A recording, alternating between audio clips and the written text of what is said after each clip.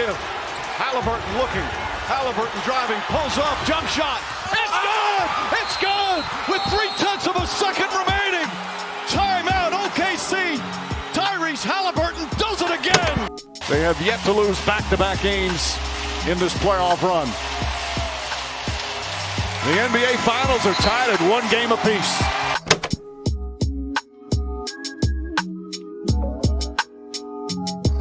Hello and welcome to the Restricted Area Podcast, where today we break down some NBA Finals reactions and react to another week in the WNBA, as well as share some overreactions there. I'm your host, Alex Perez, joined by producer Colton Smith and co-host Logan Hatfield. How we doing, fellas?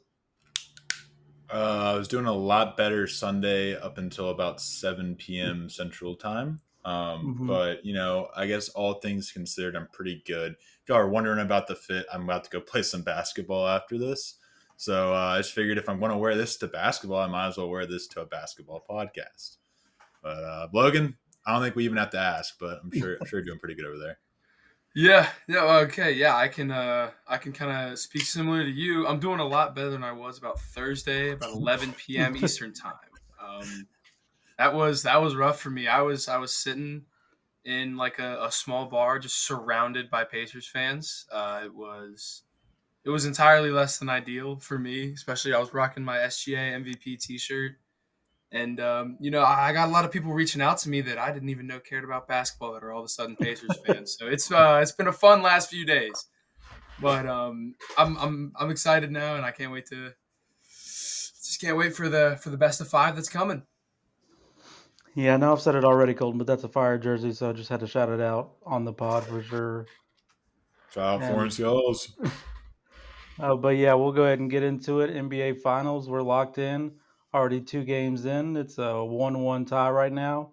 And I guess we'll go with the most recent winner and their fandom. So, Logan, what'd you see from your team? Yeah. So a couple of the notes I have is I cannot talk about this game or the previous one without talking about SGA's historic final start. Most points ever by a player in their first 2 finals games. He passed Allen Iverson and Michael Jordan. That's not bad company to be in when you're talking about some finals performances. He has 72 points, and he had 38 in game 1 in what most consider to be an off night. If 38's an off night, I'll take that. And then he had 34 in a game where I think he played 3 times better than he played in game 1. What you saw from him in game 2 was he was driving the lane a lot more, surveying everything, and then finding the open man. His playmaking skyrocketed in game 2. And if that continues, I feel like it's going to be harder for the Pacers defense because everyone's collapsing on him and they're leaving and someone open in the corner. And this next guy I'm going to talk about, well, I think the Pacers are learning that you can't leave him open either. It's the savior of basketball, Aaron Wiggins. I got to talk about Aaron Wiggins. That's my guy. I know like he was like a kind of like a big meme throughout the year, but he was also like a serious playmaker for the Thunder. Then I'm going to talk about his 40-point outburst against the Kings earlier in the year. But when he comes in the finals in game 2 and scores 18 points, that's awesome. That's electric coming off the bench. And I think Coach Dagnall's going to be playing him a few more minutes in games 3 and 4. He did low-key snatch Halliburton's chain on that step back. I got to give him his props. He did the same thing Nembhard did to Shea, so I'm feeling a lot better about it now. I also want to shout out Alex Caruso. 20 points in game 2. They don't win that game without Caruso, both on the offensive and defensive end.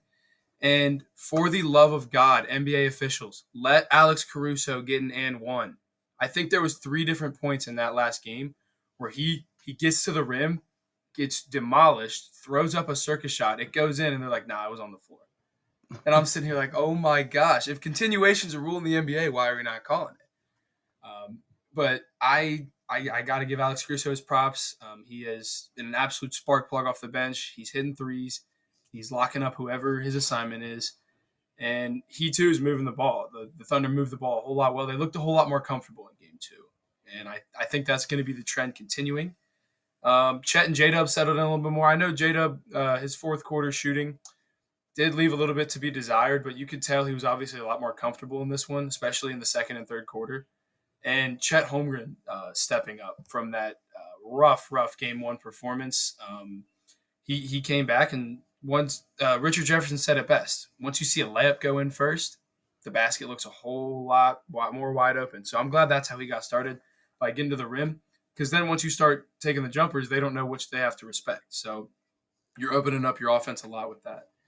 And yeah, I am going to give the Pacers their credit for game one. That was a wild comeback.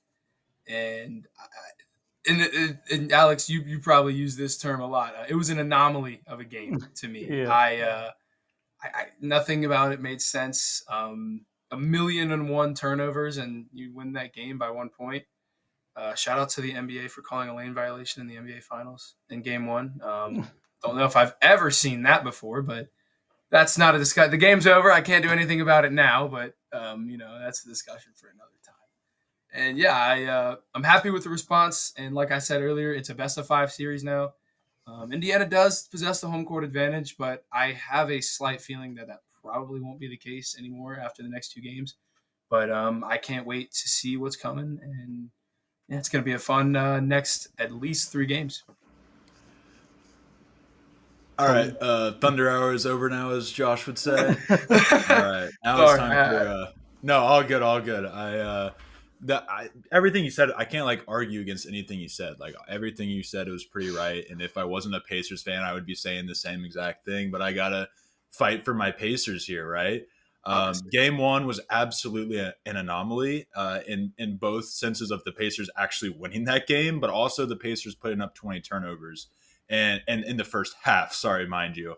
I don't think we obviously didn't have that. Turnovers are still going to be an issue, and that's more of a testament to the Thunder's defense and how well they are for sure. But on the Pacers side of things, I feel like game two was also kind of an anomaly in a sense of Tyrese needs to – is at a crossroads right now. Game one, he relied heavily on his teammates, Andrew Nembhard, Pascal Siakam, Miles Turner, and they delivered. And that's been his greatest strength, is relying on his teammates and letting his teammates get those wins. And then Tyrese took it back and got the win, took back the ball. And we didn't have that in game two. Pascal Siakam was not hitting his shots. Miles Turner was hitting his shots. I can't really say he wasn't, but Nesmith was kind of here or there. And Tyrese, once again, was kind of just passive-aggressive through the first 3 quarters. We get to the fourth quarter, and he flips a switch. It's like he figured out, all right, these guys aren't going to do it. I'm going to take it over. And he's done that. It's been a very back-and-forth kind of thing with Tyrese throughout the playoffs, throughout the season, where he goes through these stretches of he will actually take control and be assertive. And I think this is going to be the crossroads. In game 3, will Halliburton come out the gates with the ball in his hands, making plays, and then forcing double teams and trying to get everybody open? Because you don't have to really double team Hallie unless he is absolutely scorching. And when you do that, that's when you can open up things for your teammates and whatnot.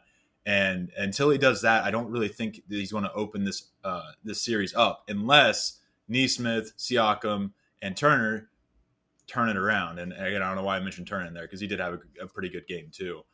Mathurin also had a pretty solid game too as well. So I would like to see him get some more minutes. He's been kind of in and out. Him and Obi Toppin kind of been going back and forth on getting some minutes. So all in all, I hear a lot of people saying, okay, this is how I expected the series to go. And I get that. But I do think game one showed that the Pacers are absolutely at the table. This is not going to be an easy series. We'll know for sure with their response in game 3. I think the underrated portion of this and really the most fun part of this is the coaching battle between Mark Daigneault and Rick Carlisle, 2 legends of the sport. Daigneault not quite to Carlisle's level yet, but he'll get there. I'm pretty sure at that.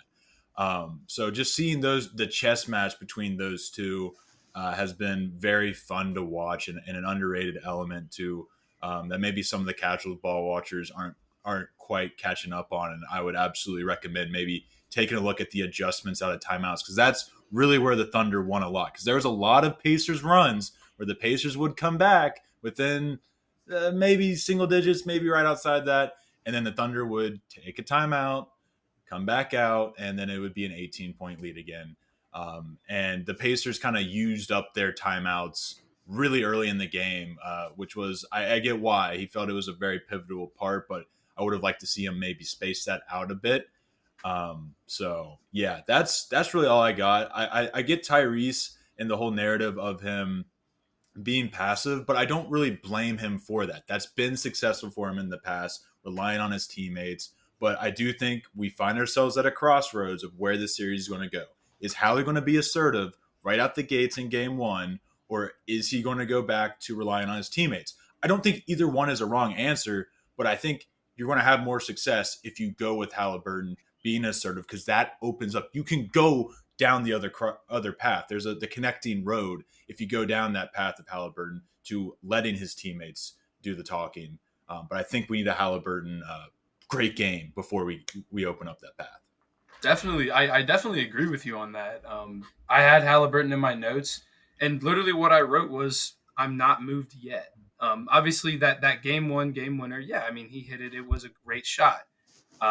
But the fact of the matter is, before that shot, he had 12 points. And then up until about the 8-minute mark in the fourth quarter, he had 5 points. And yeah, I know. Yeah. No, he had a floater and a three. But my thing with him is, like you said, he can absolutely be the guy. And you saw it in the fourth quarter of game 2. He was literally hitting whatever he threw up at the rim. And if that was there all game, that was much more of a game. And we know, like, the Pacers play in the clutch. This could be a 2-0 lead for the Pacers right now. But I do sincerely think these next games are going to be a whole lot more interesting, and there's going to be a whole lot more going on if Hallie is the aggressor from the go. That's what we've been waiting on. And I do want to shout out Ben Mathurin as well, because he was picking up the slack, because we saw Obi Toppin as a flamethrower in game 1, which, again, Alex, anomaly. Was it another one from Obi Toppin or something that Mike Breen said? Never thought I'd hear that in my life. Exactly. And then he came back down to earth in game 2, and then that's when Ben Mathurin stepped up. So I think you're going to see Carlisle adjust some rotations and get Mathurin some more minutes, just like Aaron Wiggins is probably going to be getting more minutes. So, like in the chess match you're talking about, Case and Wallace, 0 career playoff starts. You can have your first 2 in the finals. It is a chess match, and it's been one of the most fun coaching battles we've had in a while. One thing I want to comment before I let you, Alex, Tyrese Halliburton. I remember a stat going in the playoffs. We were like 24-2 when Hallie scores 25. He hasn't obviously scored 25 these first 2 games, and really throughout the playoffs, there's only been a handful of times I can really think of him scoring that much. So if we can just get that 25, the odds are in our favor compared to what we did throughout the season. So that's my other comment to Hallie showing up. But Alex, please speak. For sure. I was just going to speak to, we talked about game 1 maybe being an anomaly. The Pacers, the first team in the last 183 since 1971, went down 9+ in the last 3 minutes in a finals game to win. So that's pretty a big time performance that the Pacers continue to do in these playoffs. So maybe not as much of an anomaly as that stat may suggest, but because they continue to do it. But game 1, I think Daigneault made a great decision from the start, starting Wallace, because I felt Siakam was going to be their biggest advantage, the biggest mismatch they had. So Wallace came in and defended him well. I think that was part of the reason Indiana had 9 first quarter turnovers, and then 19 by halftime. And then Hartenstein, I feel like that was a good move too, because he then abused the bench, it seemed like he was scoring at will and defending at a very high rate. And then third quarter, Lou Dort with basically all of his 5 threes. So that was crazy to see, especially in one quarter. But then the wheels kind of fell off for OKC there. No threes made for OKC in that fourth quarter. And then just impressed with how Indiana's played on the road this postseason. 7-2, now 7-3. and the 6th ever team with Game 1 road wins in every series. Yeah, shout out to Obi Toppin because I don't think we're ever seeing that game again. But 5 threes. Good for him. Yeah, no, you bring up like how Pascal Siakam is changing the lineups, and that is a very important part of it because you saw in game 2, because in game 1 the Thunder's like patented double big lineup was not really ever out there, but you saw in game 2 the second Siakam walks off the floor, Mark subbing in the double bigs, and you saw what it was able to do.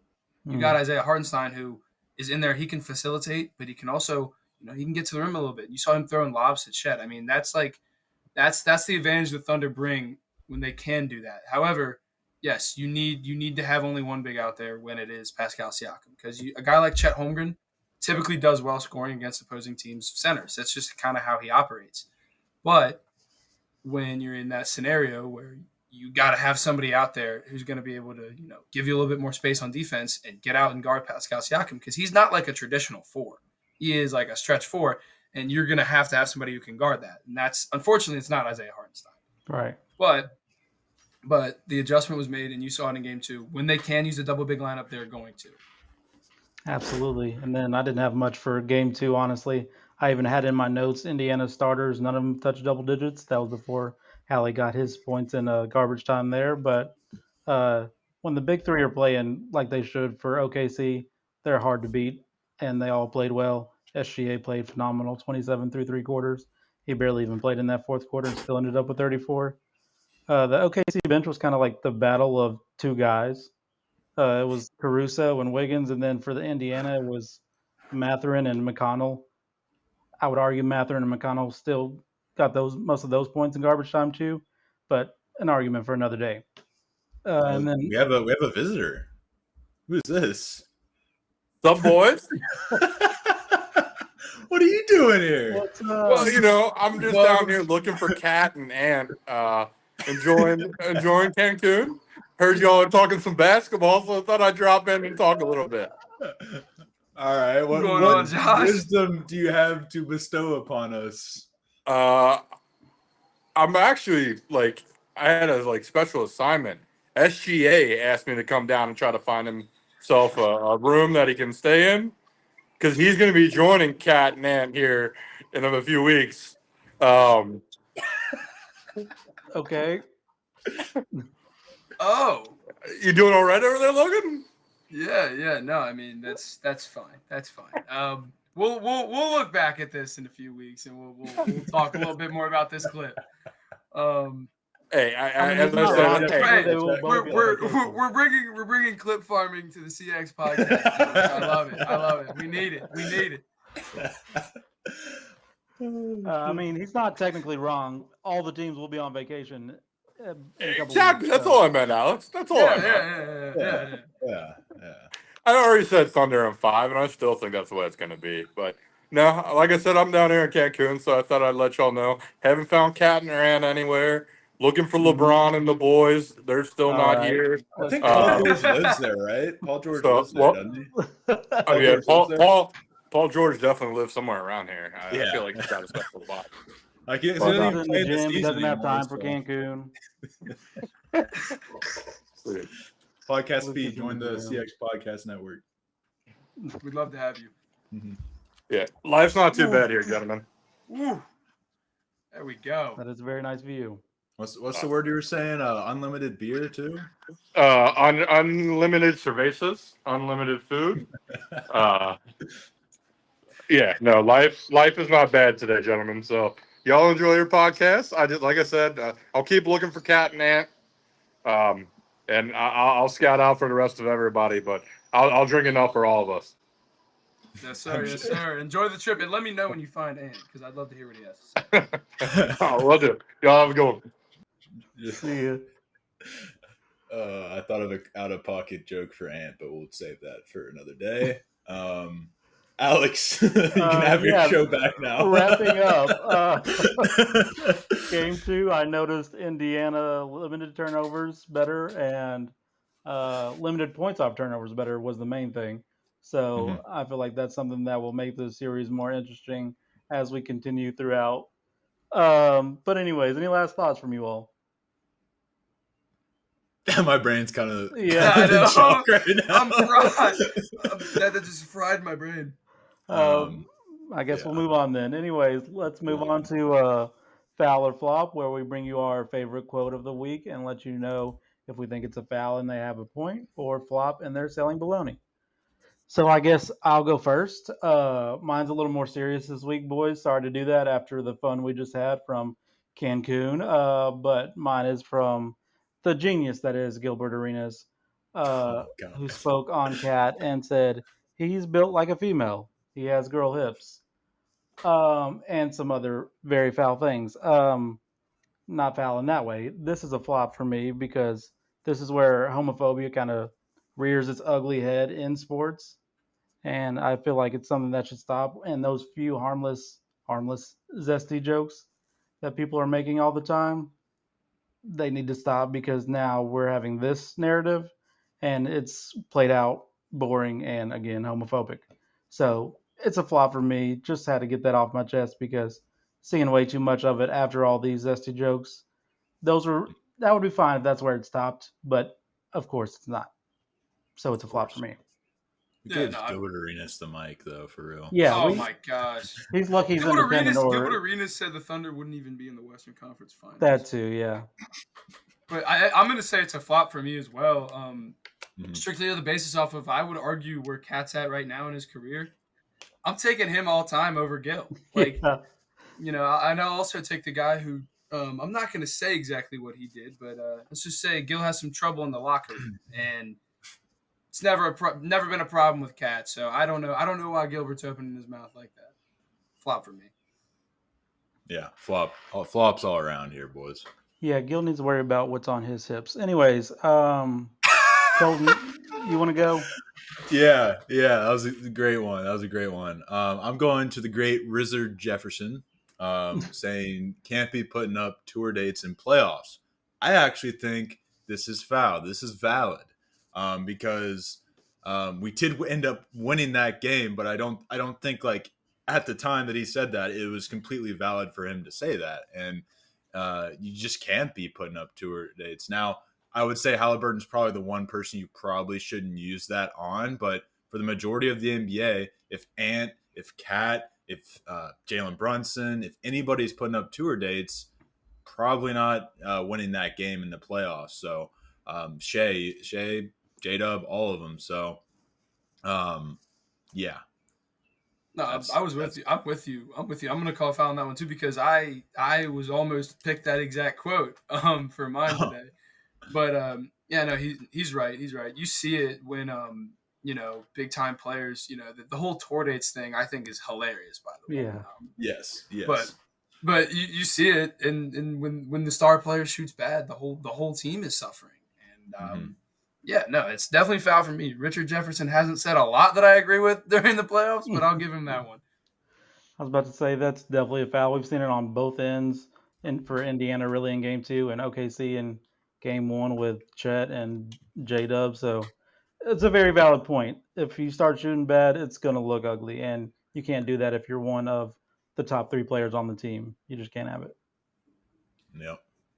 And so for mine, I have Mike Breen on mine saying that when asked why he didn't give Tyrese Halliburton a bang for his game winner, he said, "I save it for threes." Now, he did go back on this and say he did give Kobe a bang on a mid-range. But I think for a shot of that magnitude in the NBA Finals, I think it warrants a bang. So I'm going to say a flop on this one from Mike Breen. Mike Breen's one of my all-time GOATs. I think he's great at what he does. However, I got to give him a flop for this one because as much as the shot hurt my soul, Mike Breen gave Steph Curry a double bang in the regular season on that half-court heave. Watched that game live, by the way. Almost cried. But I think Tyrese Halliburton earned the bang there. I mean, it's a heck of a shot. I mean, that thing hung in the air for probably 38 minutes. But the magnitude of the finals, like, you got to give that one a bang. Okay, I see your point, but I'll honestly go foul on this one. I think I see Breen's point. I feel like it's always been puts up a three, bang. Well, you can't really say puts up a three when he takes a mid range. So I get that, and he returned the favor. So me and Mike Breen are good friends. Yeah, like Logan said, one of my goats, but I would honestly go flop on that. If it's a game winner, uh, I'm gonna say you need to bring out the bang for that because I've seen him do bangs for a lot less than that in the regular season, like at the start of games too. That's a So good point. it's something that he should have done, and I think he knows that, but he just in the moment, in that type of moment, just Right. didn't do it. That's fair. And now moving on to the WNBA, we will take a look at the standings now, where Minnesota is in first, the Liberty is in second, both still undefeated. Atlanta's in third, Phoenix fourth, Las Vegas is fifth, Seattle sixth, Indiana's seventh, Washington's eighth, Golden State is ninth, the Sparks are 10th, Chicago is 11th, Connecticut's 12th, and Dallas is still 13th. So looking at those standings, are there any storylines that stand out from this week? Logan, you got any? Yeah, obviously, like the Lynx and Liberty are still undefeated. And the thing I wrote down two things regarding the standings. One was don't count out the dream. They've impressed me so far, kind of like how I talked about when I was talking about my shooting star, the previous episode I was on. And then outside of the top two, all those middle of the pack teams, it's going to be a dogfight. I mean, they're all like within one or two games of each other. It's going to be a dogfight coming down to the playoffs. And then other storylines wise, I was thinking about the Rookie of the Year race. Paige Beckers has missed some time, 4 straight missed games. Obviously, Kiki Iriafen, I'm sorry if I pronounced that incorrectly. She is running away with the Rookie of the Year, and it's looking like the missed time might count against Paige Beckers. If she can make a push, I think she's the one that's going to be able to do it. I know Sonia Citrone also is in that conversation, but obviously Kiki's in first right now. But I think Paige is going to have to put up some big games if she wants to make that ground back up.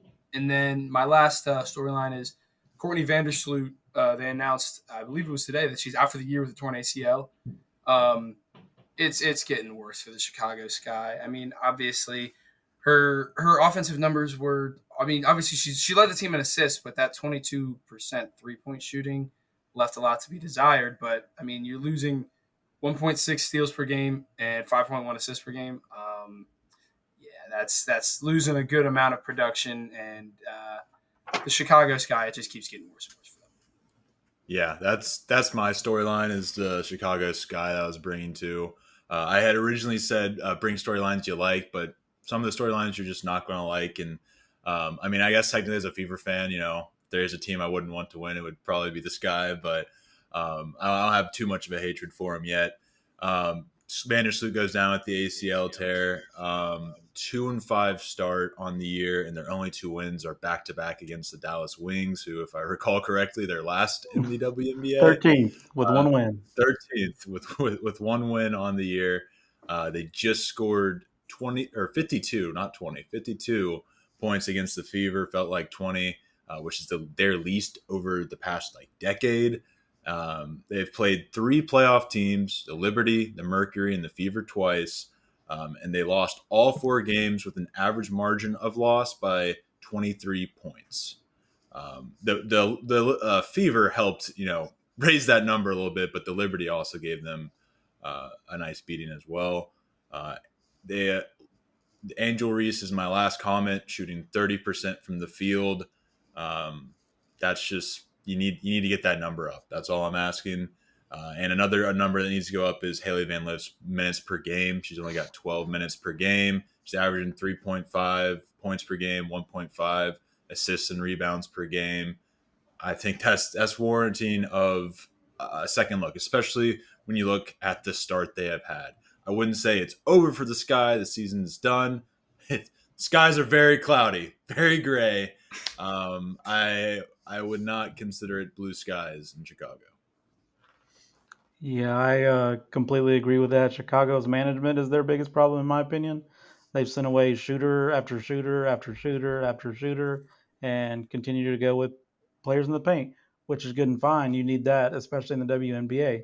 but you don't need just that. You need people who can shoot the ball. Courtney Vandersloot, obviously a good veteran presence, but not what you need shooting wise. I do believe Haley Van Lit's minutes will go up now because she was kind of in that backup point guard spot, so she'll probably move in to a starter or like sixth person off the bench. But so hopefully that she does well in those minutes. But and Logan, to your point, Kiki Iriafen is definitely at the top of the Rookie of the Year race right now. Citron has fallen a little bit, and Iriafen has taken great advantage of Paige Beckers being out. But mine I wanted to mention was Ari McDonald, filling in for the Fever as Sydney Colson and Caitlin Clark are both injured, taking over that starting point guard spot. And this just speaks to how the W needs to, in the next CBA talks, extend those rosters because there's no reason somebody who averaged basically double digits last season should not have a contract somewhere in the WNBA. And the Fever are very thankful. She is shooting nearly 40% from deep and almost averaging double digits again. She's averaging 3 steals and only 1 turnover in the 52 minutes she's played since being with the Fever. So she is filling a big hole that is missing with Caitlin Clark out.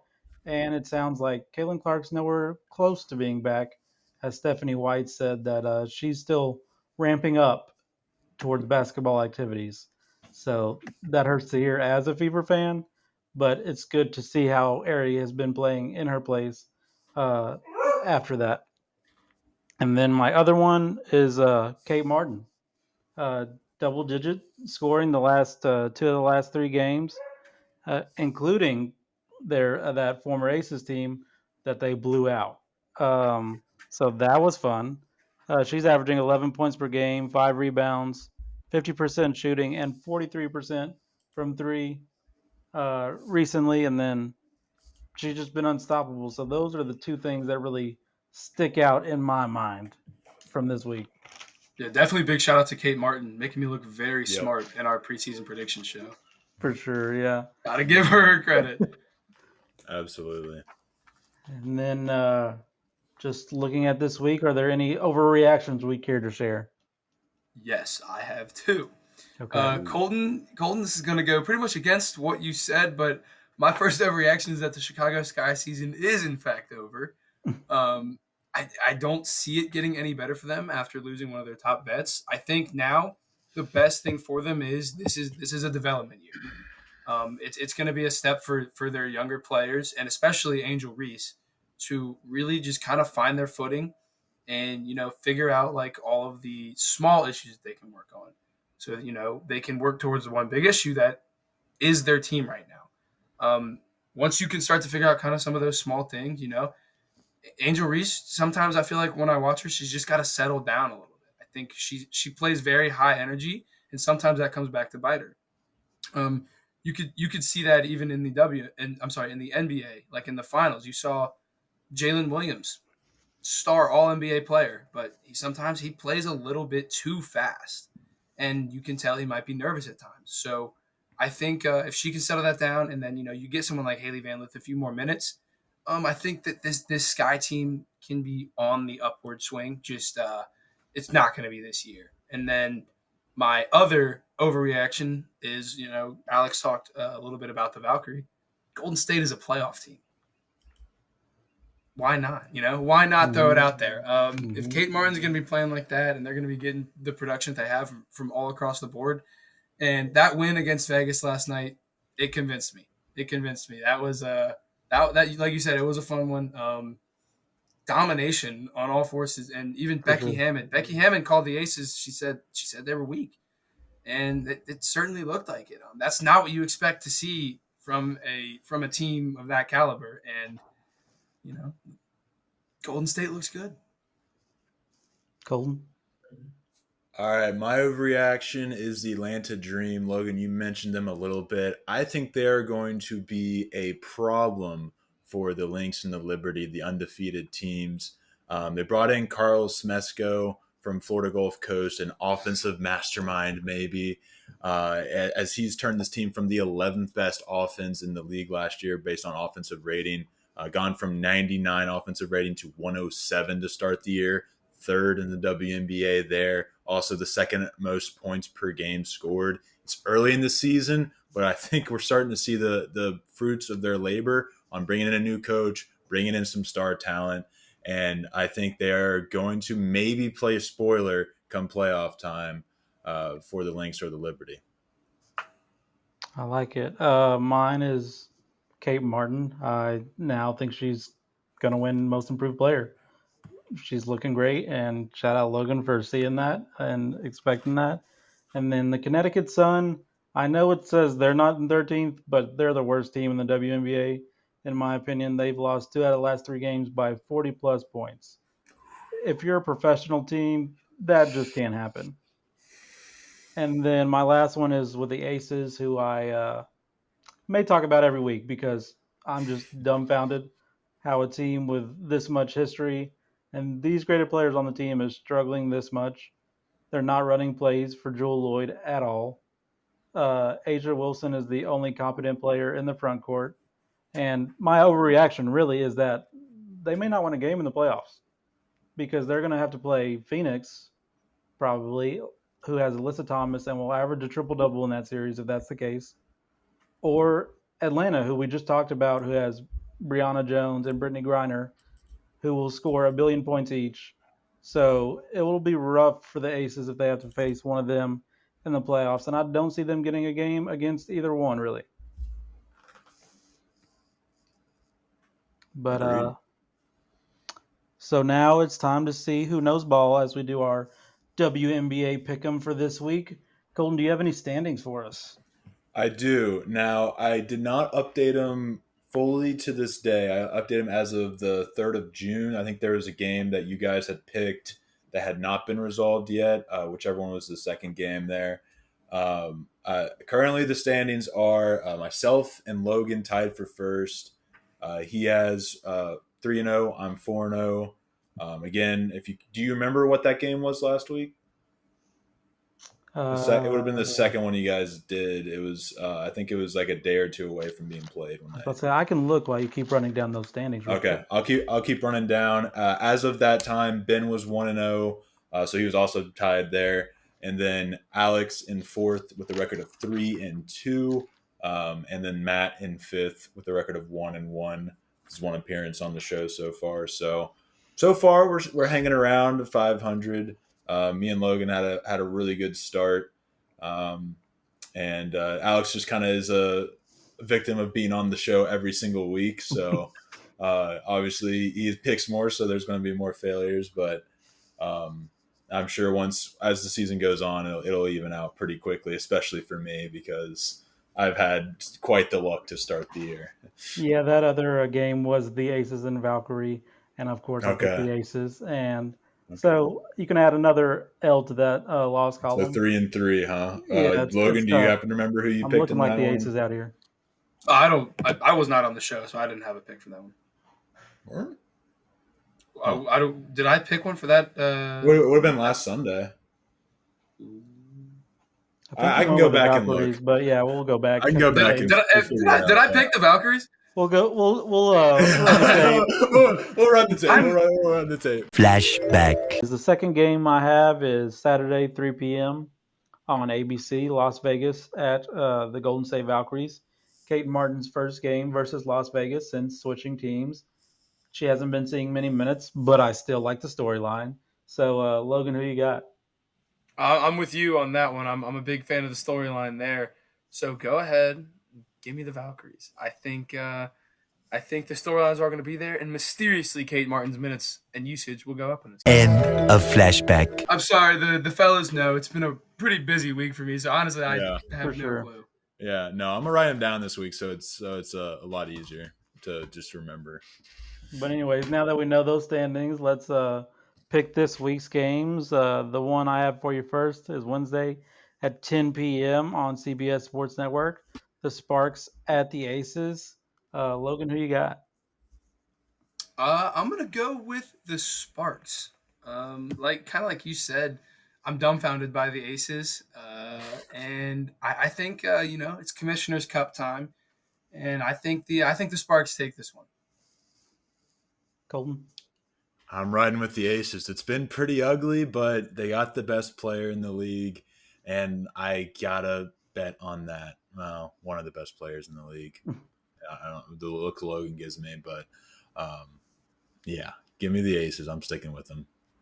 See, I originally had the Aces picked, and then I crossed it out. I think I'm taking the Sparks in this one. Azura Stevens has been phenomenal this year for them, and De'Eric Hamby is always good, and they're just going to give such problems to the Aces front court, if that's what we still want to call it. And then Kelsey Plum struggled in her debut against her former team, so I don't think that's going to happen again. And Azura will probably be guarded by Asia, so she may not have a great game, but I feel like Azura can also keep her from dropping 40, which is kind of all you need to do against the Aces these days. And then De'Eric Hamby kind of won't have anybody that's a great primary defender on her, so I expect her to have a great game as well. So give me the Sparks in this one, and then in our next one is Sunday at 2 p.m. on the CBS Sports Network as well. The Dream at the Mystics. Colton, who you got for that one? I'm going with the Dream. They're a team I'm definitely been feeling to start the year. I think this offense is going to be too much. The Mystics, I'm still kind of iffy on. Like they've definitely shown flashes, but I like the Dream. I like their offense. I do think they are going to solidify themselves as the third best team in the league as the season goes on. So they have to win this game to do that. So I'm gonna stick with them. Logan? So I will say I'm with Colton on that. I think Atlanta is going to be solidifying themselves in the future. However, I am not with Colton on his pick. I am going to go with the power of friendship and pick the Mystics on this one. Fun young team. I was actually just recently watching a video about them, just hearing NBC Sports talk about them and their rookies. And you know what? That video's got me hooked. I'm hooked on the Mystics right now. It's a fun young team to watch, and I think they're going to show up, and I think they'll take down the Dream. However, I do think the Dream have more long-term success this year. And for me, I think I'm going with the Dream as well, just because I feel like they're the better defensive team, and because I feel like they're pretty evenly matched. So in that case, I'm going to go with the better defensive team. I really can't wait to see how Iriafen does against these two bigs, because they're two of the more premier bigs in the league. But I'm excited to see how she does. But I think the vets of like Howard, Brianna Jones, and Brittany Griner will see the Dream through this one. And now we will move on to our shooting star, where we pick our baller of the week. Colton, you want to go first? Well, you guys kind of already talked about her, but I was going to go Kate Martin for her some impressive games. Just seeing proving Logan right on his preseason pick there. I figured I'd ride with Kate Martin. She's getting a lot of buzz too. I've been seeing so. Logan. Yeah, shout out to Kate Martin. I got to give her flowers. But I know I've already picked him for it once before, but my shooting star is Shai Gilgeous-Alexander.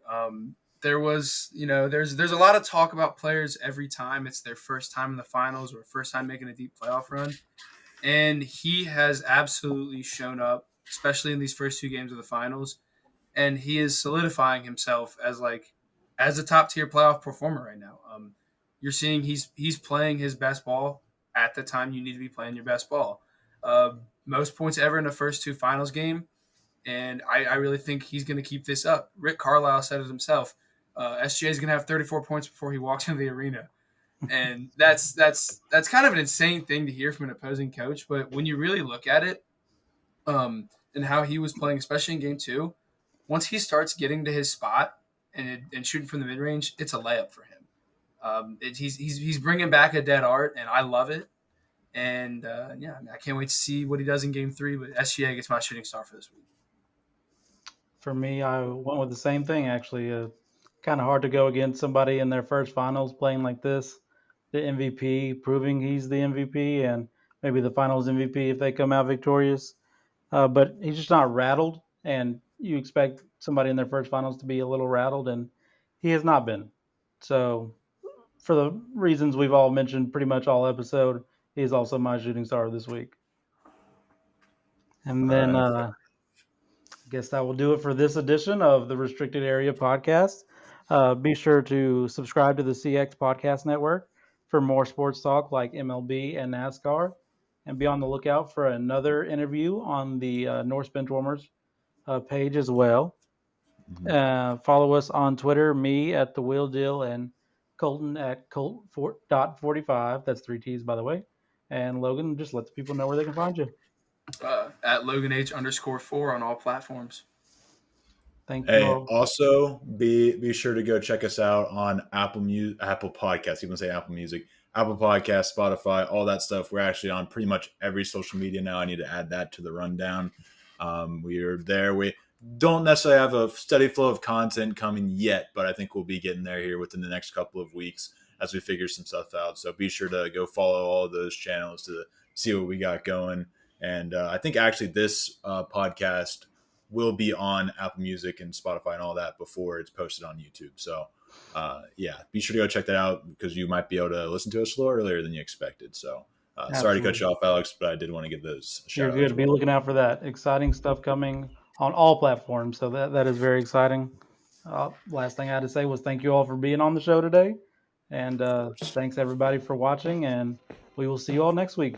Be smooth.